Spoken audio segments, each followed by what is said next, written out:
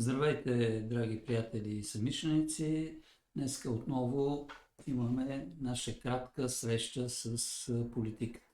За тема на нашия анализ ще вземем случая в Петрохан. Едно страшно събитие с 6 жертви, което така възбуди духовете в цялото общество, които не могат да намерят така някакво решение, успокоение от това разбиране за това, което се е случило. По принцип има една наука, криминология се казва, която разглежда социалните, политически аспекти на престъпността и основен нейн постулат е, че колкото по-голяма престъпността в едно общество, толкова по-силна е дезинтеграцията в него, по-мощни са така деструктивните процеси, които развалят обществото. И ето, ние всички го знаем за България, но този случай дойде да ни покаже отново, че нито работят държавните органи, които са пряко свързани с този случай, нито работи полицията, нито прокуратурата, като специализирани държавни органи за така правоохрана, за борба с престъпността и обществото оставено на произвола на съдбата. Откъде идваме до това заключение? Първо, това, което полицията извади като анализ на случая, граничи с абсурда. Аз така искам да започна с самия изказването на една актриса, Гергана Стоянова, с нейния анализ на случая. Нейният анализ е абсолютно професионален, защото касае един видеозапис и неговото озвучаване. Като човек, който се е снимал в филмови и други продукции, тя знае, че от такова разстояние камерата не може да даде звук и че трябва да има за разговора, който е записан на тези лица, които са били там, трябва да има близко поставени микрофони, което навежда на мисълта за режисура, а пък това навежда мисълта, че следствените органи, органите, които трябва да разкрият това престъпление, като че ли се опитват да го прикрият. Ако фактически те са представили такъв запис, който е манипулиран.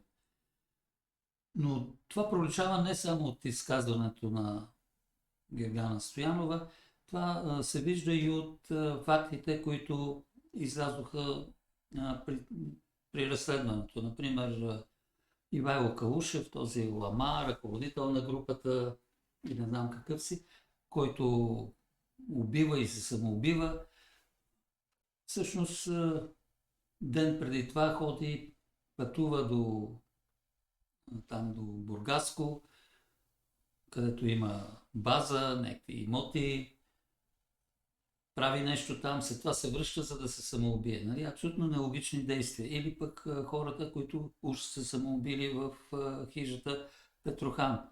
Преди това са почистили, обаче след това запалили къщата, но сложили вътре и кучетата, което абсолютно нелогично от те. Поне към кучетата трябва да имат някакво чувство на съжаление, сложили ги да изгорят. По-скоро явно това е направено с цел да се заличават следите и то не от убитите, а от някой друг. И така, цялото разследване предизвиква един куп съмнение. Разследващите органи искат да ни убедят, че тук става въпрос за някаква религиозна, педофилска и така нататък група. Обаче остава неизяснен въпроса как тази религиозна педофилска група е била така подпомагана от висшите държавни институции в своята дейност, с регистрация на, може да кажем, юридически неиздържано наименование на съответното НПО, което като национална агенция, което е недопустимо. С това, че веднага на другия ден едва ли не се сключва договор с Министерството на околната среда, с това, че веднага след това се получават големи така, субсидии, помощи, не от кой да е, от кмета на София, от небезизвестната Саша Безуханова. И всичко това навява, нали, до много съмнения. Какъв е изходът? Нали, ние не можем да кажем какво е ставало, но очевидно, като се има предвид местоположението близо до западната ни граница и това, че на южната граница групата също има база, може да се предположи, че е някакъв канал, през който се пренасят определени стоки, вещества или други, очевидно нерегламентирани.